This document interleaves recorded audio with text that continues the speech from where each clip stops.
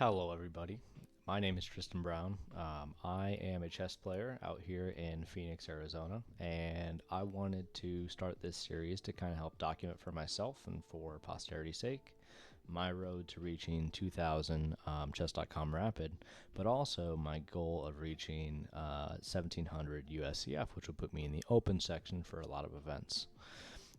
So I've been playing chess now for about 5 years. I started back in 2020 after my buddy, while we were studying together, was playing on a study break.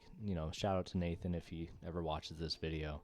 But ever since, it's really taken a big part of my life, and especially now as a professional, it's the way I like to spend my free time. So as we currently stand, I'm sitting at 1877. I actually played one game earlier, but I forgot to turn on the microphone, so that's going to be how it goes. In these 5 years, I played almost 3,200 games, and I'm trying to reach that coveted 2,000 mark. Now, if you're also interested too, I do have a USCF. I'm currently published at 1590, and after my last tournament where I went 2.5 out of 4, I'm sitting at 1600. So I will likely try and do some short recap of that soon, so keep an eye out for that. So what we'll do is we'll jump right in. We're going to play one rapid game and see what happens. Win or lose, that's kind of the nature of chess.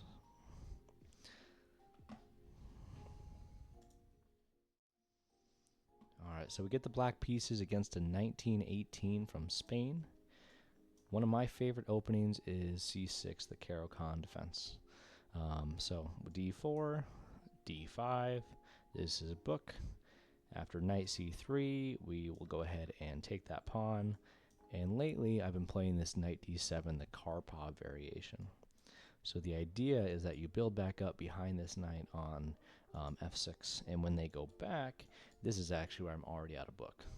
So a lot of logical moves here. We could play nice and slow. Realistically, e5 might even be a move, but let's play a little bit more solid. Let's maybe go for e6 looks fine. We have time. This is a rapid game. So e6, knight b6 is an idea, but it's kind of passive in this place. I would like knight d5 if it didn't run into an immediate c4. c5 would work, but then we double our pawns here. So let's go ahead. Let's just start with e6 and see what happens. So his bishop comes out. This is the Kasparov attack, I guess. A couple different moves here is I kind of like the activity of bishop to d7, but then after c4, I guess we always have this retreating move, and we attack this knight. So let's play bishop to d6. And realistically, what's probably going to happen with this series is I have some days where I'm just going to get crushed, and that really is how chess goes, and I think it's a good part to see, especially as we continue to improve. So I could take. It doubles one of his pawns. I don't think it's the most advantageous. Now, do we really ever want to castle here when he has all of his pieces coming down? I'm not entirely sure. I'm not convinced. This looks fine, but then once again we run into the same idea. But now we do have knight to f4. But knight f4, he does have bishop here, which doesn't work as well for us. So we'll learn something. We're going to castle. I don't think it's the best move, but I think it's a practical move to get our king out of the center. So in this position, he plays pawn to c3. That does look like it kind of weakens those light squares, and I don't see a good way to get our light square bishop out. Maybe now we can even play rook e1 first with the idea of like knight f8 and knight g6. Gets behind the piece. So a little bit about myself while we're sitting here waiting on our opponent. I'm a physical therapist out here in Arizona. I primarily do sports med stuff, so I have a ton of fun with that. My patients are always quite interesting. And it lends itself to a lot of very fun. It's a very rewarding profession. He goes bishop back. And one thing I'm noticing now is that he did take with the f-pawn here. So I'll have to be pretty mindful of that. Here is a position where, because he's moved this so much, I do kind of want to play knight to d5, tempoing this again, and seeing if we can't trade off and get rid of the bishop pair.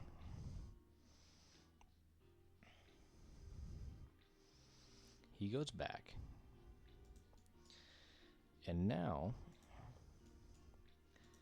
if we bring our other knight in, it doesn't do a ton yet, but we may be threatening like knight to g4, so I'm going to go ahead and do that and try and say that my knights are on good squares here. The issue here, and I think an issue in a lot of Karpov positions from my understanding, is that this light square bishop is just terrible, and it's going to be terrible for quite some time. The knight here doesn't do a whole lot yet. It does make me curious what his idea is. But without a concrete plan, queen b6 looks good. Attacking this pawn. And you can't push because then I take this pawn and I can come back. Now I would have to be careful because this pawn is on the same, or this queen is on the same diagonal.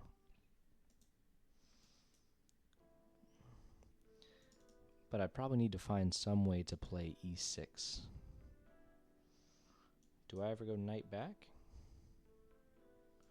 I don't think so. Not here anyways. So let's go for it. We'll play queen to b6. Targeting this pawn, trying to create a little bit of pressure. Might not be correct, but it's what we're doing. Now the nice part, and what I hope to see from this series, is really that as we improve, we can see that improvement, and I can actually feel how much better I'm doing or how much worse I'm doing, because realistically it could go either way. If I go knight to e6, e7, there are ideas now of pushing d5, so I think that this is kind of an important square. I'm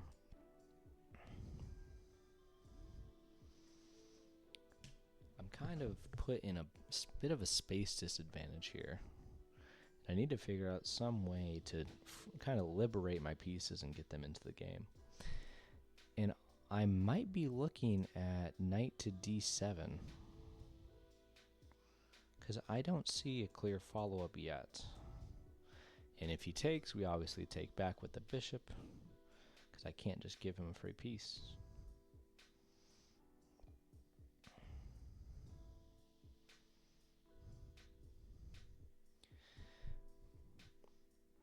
The second idea there, though, is that if I can actually take this knight, so that's an interesting move.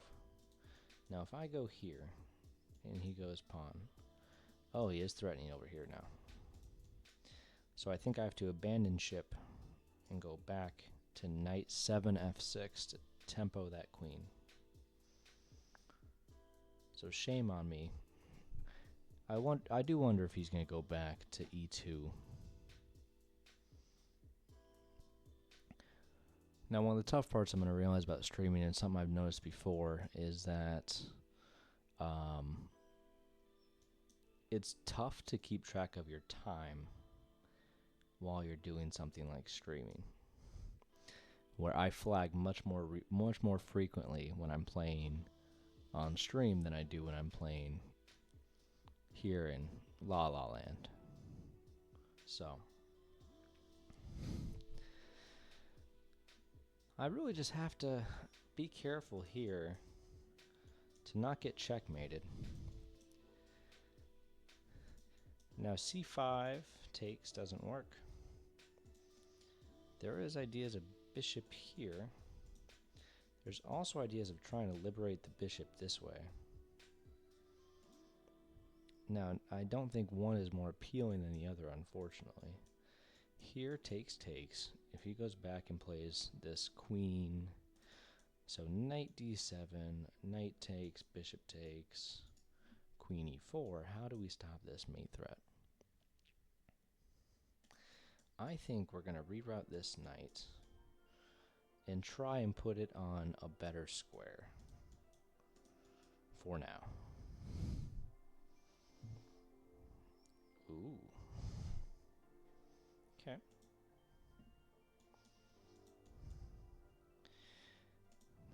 I did not expect that move. And maybe that's just shame on me for not expecting it, but it did now free up this square, which I really do like.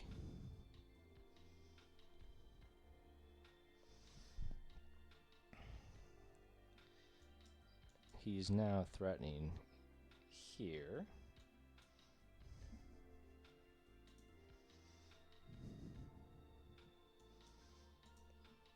How do we address that? Maybe we go queen all the way back. And he doesn't have this move. 246 to 739. Not the most ideal position for us to be in on our first episode. I've been in worse positions, but I don't know if I've been in many better. This is so close to working.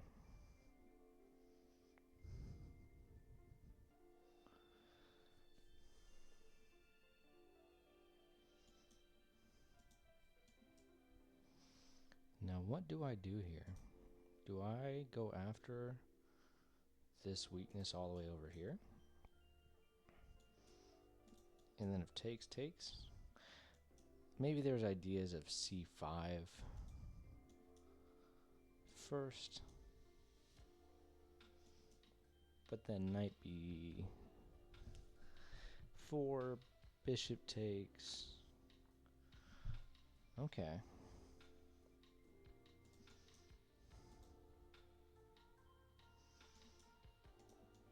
Honestly, I kind of want to trade pieces.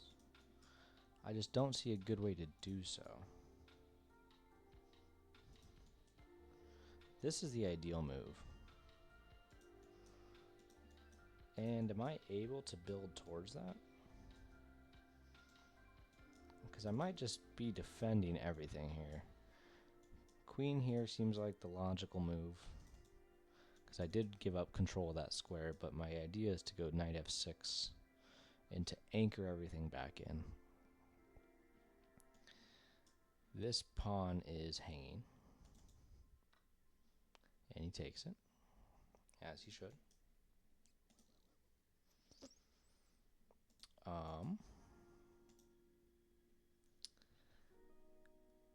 This is not going very well.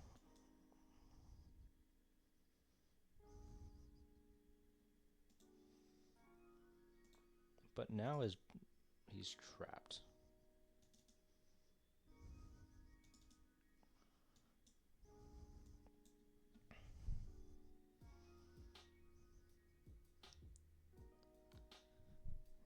Okay. And if I go knight takes, what's his idea? Queen here? Probably.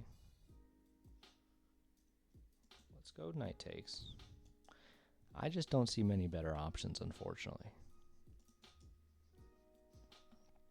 And it very well could be that this, as our first episode, goes down as a loss. And it's looking that way. Maybe I have ideas of like c5. Okay, he's going directly after that pawn. So I'm going to go here first. If he ever goes here, I think I have check here.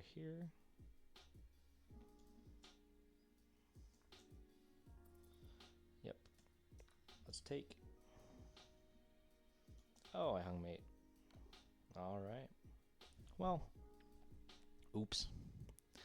Well, let's go ahead. We'll give a GG to our opponent. And let's look at the game really quick, and we'll call it an episode. So, game review.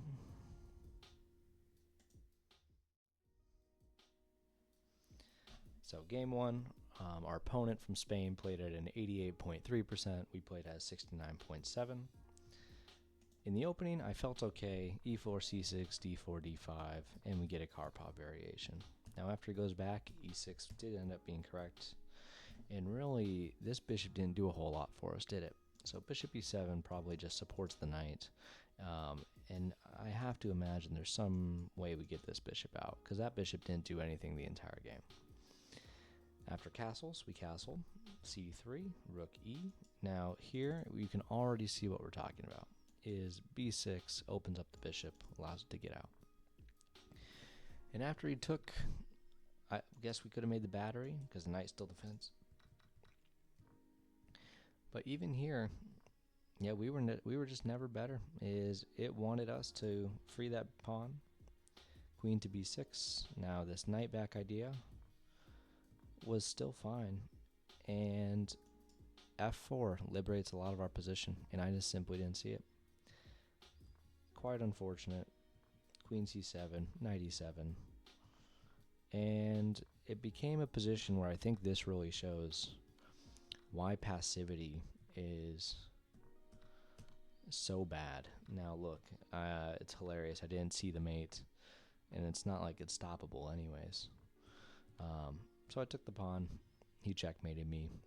We start day one with a loss. We're at 1870, but we had some fun, and we hopefully learned some things for our next time.